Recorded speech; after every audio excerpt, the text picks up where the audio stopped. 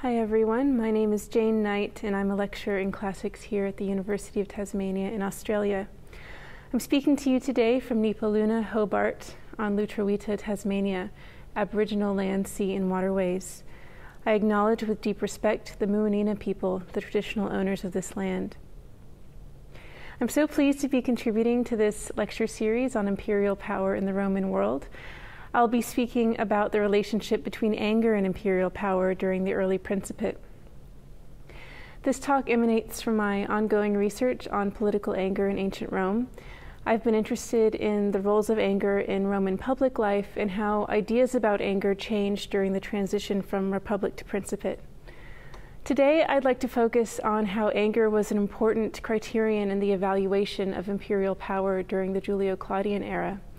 So I'll be looking at a selection of sources about the Julio-Claudian emperors, Augustus, Tiberius, Caligula, Claudius, and Nero. The establishment of the Roman Principate produced an authority figure whose emotions, values, and opinions held enormous socio-political sway. The emperor was at once a living, breathing, emotional person and a symbol of the state, and the tension between these two ideas is apparent in written sources that address imperial anger. Philosophically minded sources, like Seneca the Younger, advise that emperors should restrain their emotional impulses because open displays of emotion, and especially displays of anger, are inappropriate and even unsafe for rulers, who are held to a much stricter behavioral standard than other members of Roman society. On the other hand, historical and biographical sources suggest that in practice, emperors retained their human capacity to feel and even used their emotions as persuasive mechanisms to achieve and maintain social control. But this practice was not without risk. Few emperors possessed the situational sensitivity required to use anger successfully in this way. And inappropriate performances of anger motivated assassinations and fueled historians' negative portraits of imperial reigns. Tacitus's portrayals of Tiberius, Claudius, and Nero in the Annals, and Suetonius's biographies of Caligula and Domitian quickly come to mind. But before I turn to some of these examples, I'd like to start by looking at one of the only first-person accounts of imperial anger, Claudius's letter to the Alexandrians. In this famous letter, dated to 41 CE, the emperor issues a warning to the feuding Greeks and Jews of the city. He writes, "I declare once and for all that unless you put a stop to this destructive and insolent anger against each other, I shall be forced to show what a benevolent prince is when turned to righteous anger." Here, Claudius distinguishes between two types of anger, destructive and righteous. The Greek word orge is used for anger in both cases, and the closest Latin translation for orge as it is used in this context is ira. Ira has the broadest semantic range of Latin anger vocabulary and is accordingly used in a variety of contexts to describe different degrees of anger.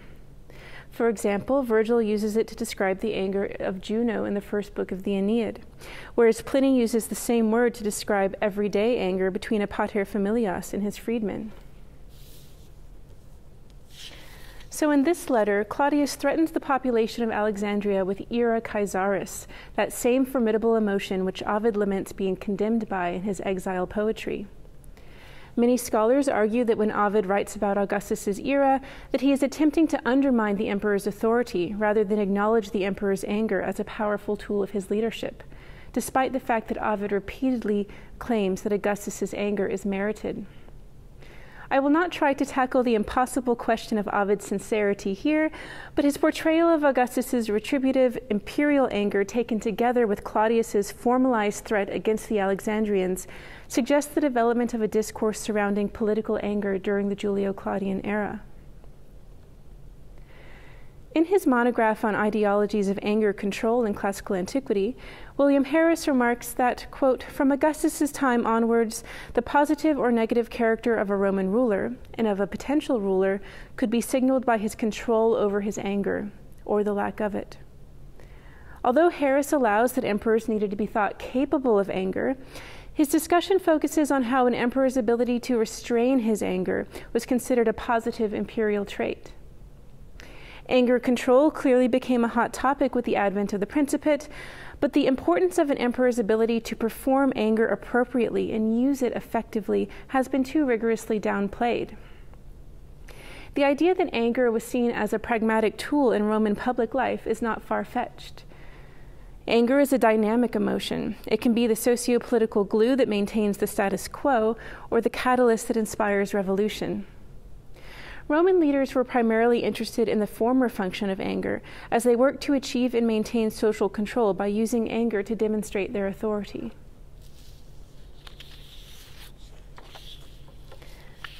The stories Romans told about the earliest political events in their history reveal their long-standing interest in the role of anger in consolidating power.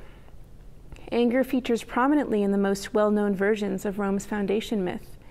The historian Livy tells us that the city of Rome was founded by Romulus after his twin brother Remus was killed as a result of anger. But whose anger killed Remus? Livy provides two versions of the twins' death. The first has Remus killed in a crowd by an unknown assailant after a dispute arises over the interpretation of the twins' augury. Who should be king, the person who saw birds first, or the person who saw the most birds? This argument spawns the competition of angry feelings, the certamen irarum, that results in Remus's demise. The second account, which Livy describes as more common, assigns clear responsibility for Remus's murder to Romulus. In this version, Romulus kills his brother after he mockingly jumps over Romulus's freshly built city walls. Remus is killed immediately by an angry Romulus, ab irato Romulo, and he is turned into a negative exemplum when Romulus exclaims, "The same thing will happen from now on to anyone else who jumps over my walls." The famous story of Romulus and Remus suggests something to us about how the Romans conceptualized the relationship between anger and political leadership, and especially about how they viewed the roles of anger in an autocracy. The narrative could imply that it was important for Roman leaders to be thought capable of anger, and specifically capable of employing that anger to punish wrongdoers. Livy's Romulus exhibits this quality in his willingness to kill his own brother for the sake of the future of the city. Alternatively, we might be tempted to read the myth as a critique of abuse of anger by powerful figures. But Livy's text gives no indication that he considers Romulus's murder of Remus reprehensible. Further evidence for Livy's approval is found in the preface to his work. He explains that circulating mythologized narratives like the story of Romulus and Remus serves to glorify the origins of the city. In Livy's view, the contents of the story did not tarnish or challenge the moral superiority of Rome, but rather dignified and celebrated it. Because compelling evidence does not exist to suggest that Livy's Romulus was intended to represent a negative exemplum, Romulus's anger can be understood as part of his positive characterization in the text. Augustus was keenly aware of his implied status as the new founder of Rome when he took control as the first princeps. This need not imply that Augustus intended to directly map his public persona onto an exemplum like that of Romulus or Aeneas, but his engagement with and promotion of foundational narratives that directly contemplate the use of anger in socio-political contexts is important to our interpretation of the representation of Augustus's anger in literature. It also aids our understanding of the model of imperial anger that Augustus established for later emperors.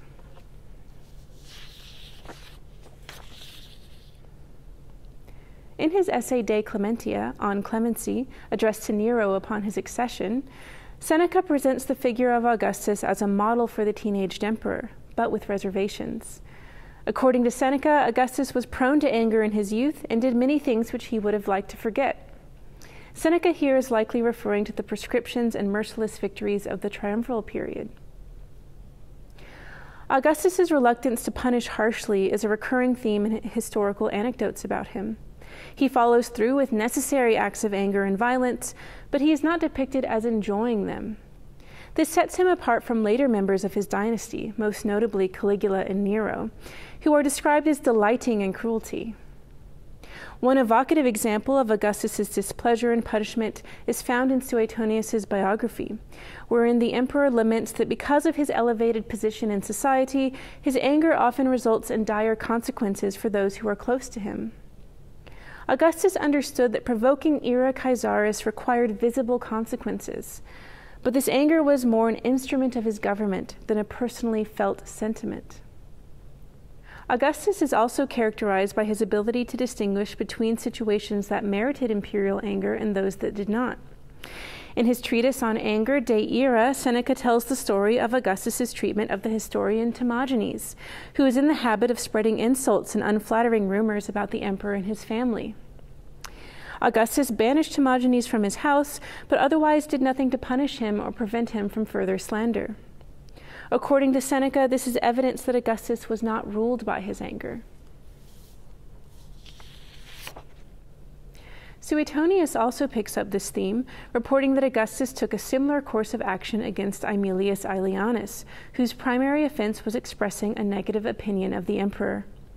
Upon hearing the case, Augustus pretended to be upset and retorted that he had plenty to say about Aemilius as well. When Tiberius sends a letter complaining about Aemilius's continued slander, the emperor responds by telling Tiberius to avoid taking insults against him too seriously, because it is more important that people are prevented from doing harmful things rather than saying them. This is in stark contrast to the Julio-Claudians who condemned to death those who dared to insult them. Augustus is distinguished by his keen understanding of Roman emotional norms. He knew the difference between appropriate and inappropriate triggers for anger. A standout feature of representations of Augustus's relationship with anger is his progression from a premise of foundational anger to a policy that favored clemency. Octavian's actions during his rise to power were considered to be motivated at least in part by anger, although they were framed by some authors as a response to the anger of the Roman people following Caesar's death, rather than being motivated by his personal anger towards the assassins. This set the precedent for the construction of ira Caesaris as anger that serves the interests of the state and not those of the princeps as an individual.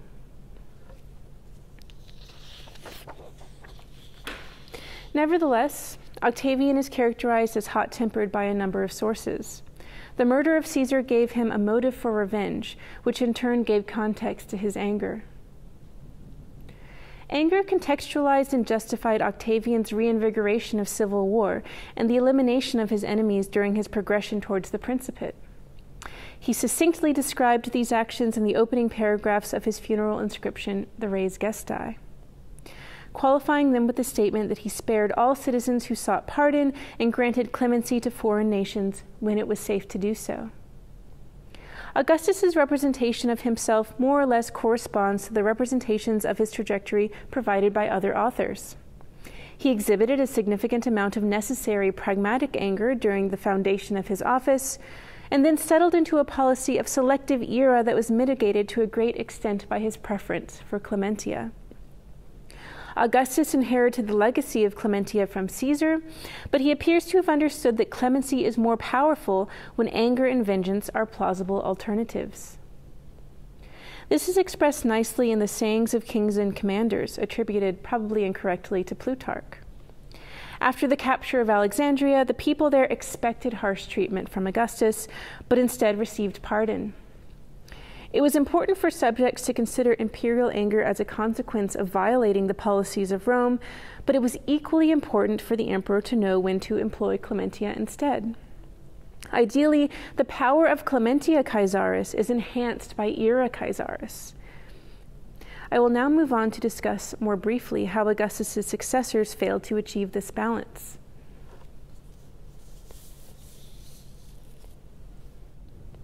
Historians characterize the second emperor Tiberius as a poor communicator of emotions.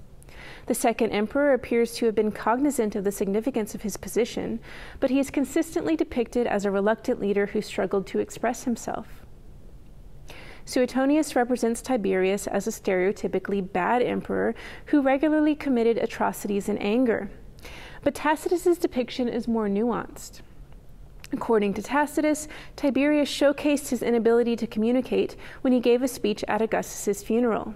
He writes, "Besides, the diction of Tiberius, by habit or by nature, was always indirect and obscure, even when he had no wish to conceal his thought. And now, in the effort to bury every trace of his sentiments, it became more intricate, uncertain, and equivocal than ever. But the senators, whose one fear was they might seem to comprehend him, melted into complaints, tears, and prayers." Tiberius's inscrutable emotional state caused problems for his subjects. It was important for the public to be able to understand and predict the reactions of the emperor. Augustus excelled at communicating his sentiments to the people. Suetonius remarks that he strove for clarity in speaking and writing, and even insulted Tiberius for his poor style. Tiberius' struggle with the performance and expression of emotion is perhaps encapsulated best in Tacitus' account of Lepidus' trial. Lepida had been accused of adultery, poisonings, and of consulting astrologers about the emperor's household. Tacitus writes, "It is not easy to assess the emperor's sentiments during this trial. To such an extent he inverted and confused the symptoms of anger and mercy." Ira Inclementia. While mixed signals are the most salient feature of Tacitus's characterization of Tiberius's relationship with anger, Tacitus also points to his tendency to experience propria ira, personal anger, during trials.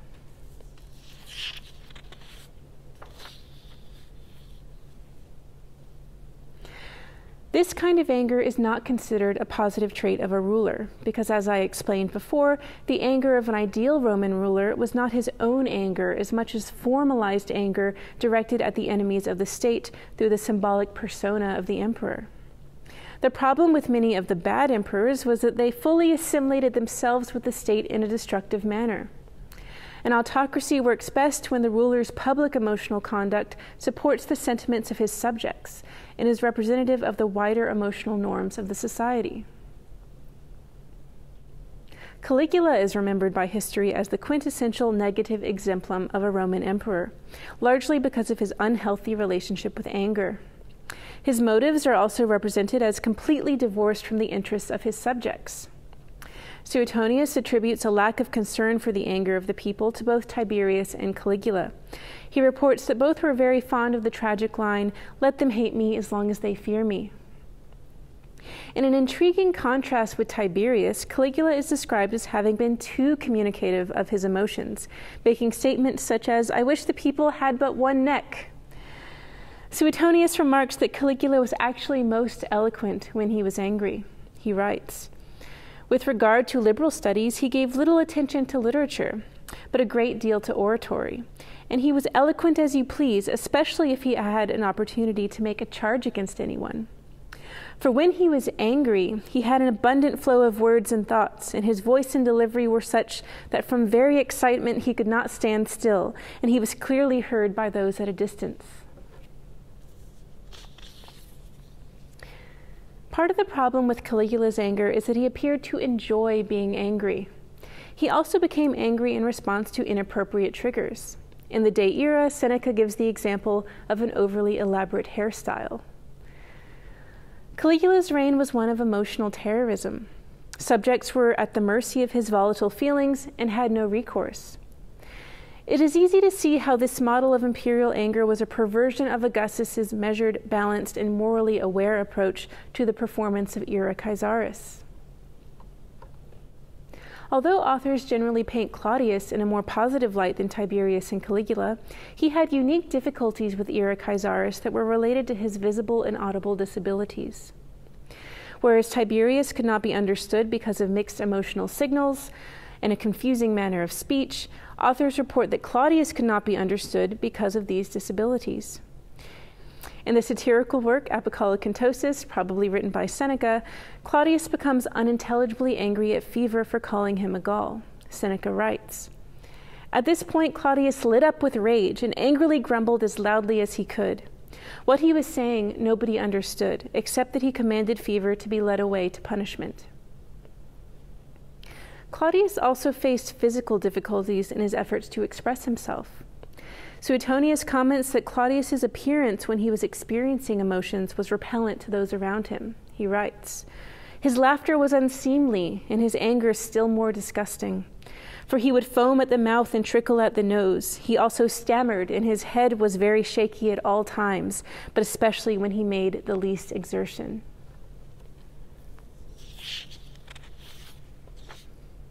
According to Suetonius, the only time Claudius possessed authority or dignity was when he was standing still, or even better, lying down. An aptitude for public speaking was clearly crucial to an emperor's ability to successfully employ imperial anger. Claudius's example also demonstrates the importance of physical appearance in the administration of anger, a notion which is supported by Suetonius's lengthy descriptions of emperors' looks. Claudius probably best expressed his anger by means of the written word, as we saw from his letter to the Alexandrians. Suetonius provides a relevant anecdote about Claudius's self-awareness about his anger and the relationship between the emotion and his government. He writes, "He was conscious of his tendency to anger and resentment, and excused both in an edict. He also drew a distinction between them, promising that the former would be short and harmless, and the latter not without cause." Nero's characterization, like Caligula's, lacks many redeeming elements. He too is represented as becoming personally angry in response to inappropriate stimuli, and ordering harsher punishments than situations dictated. Tacitus and Suetonius even report that Nero killed his pregnant wife Poppaea in a fit of marital anger when she scolded him for arriving home late after a sporting event. Nero is also depicted as condemning those who offended him to death, murdering several members of his own family and giving many of his subjects the same treatment. It is thus unsurprising that Seneca decided that Nero needed a source book on the specific virtue of clementia.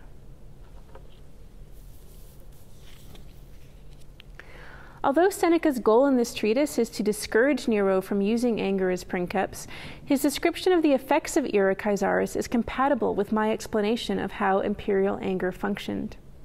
He describes the impact of the emperor's anger in this way, and he inadvertently makes it sound pretty cool. He writes, "You cannot get angry without everything trembling, because you cannot strike anyone without everything around him shaking. Just as the fall of thunderbolts is dangerous to a few but terrifying to everyone, so the punishments imposed by mighty powers cause more widespread fear than damage, and not without reason.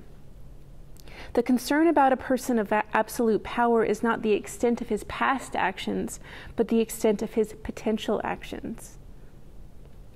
Despite Nero's keen interest in performance, he would not be able to perform ira Caesaris successfully. Nero had shown early signs of emotional instability, beyond those that would be expected from a teenaged boy. Seneca's message that the ideal princeps should default to clemency 100% of the time can be viewed as a streamlined policy formulated to account for Nero's emotional instability. It should now be clear that Augustus's successors on the whole failed to achieve his masterful balance of ira and clementia. But the emotional model of the ideal Roman emperor survived for centuries despite this failure. It is important to note that the discourse about imperial anger was not solely about restraint. The pragmatic anger that characterized the politics of the late Republic did not vanish with the establishment of the Principate. Anger remained as a means of negotiating status and communicating moral judgments, but the ability to use anger in this way became the more or less exclusive domain of the princeps.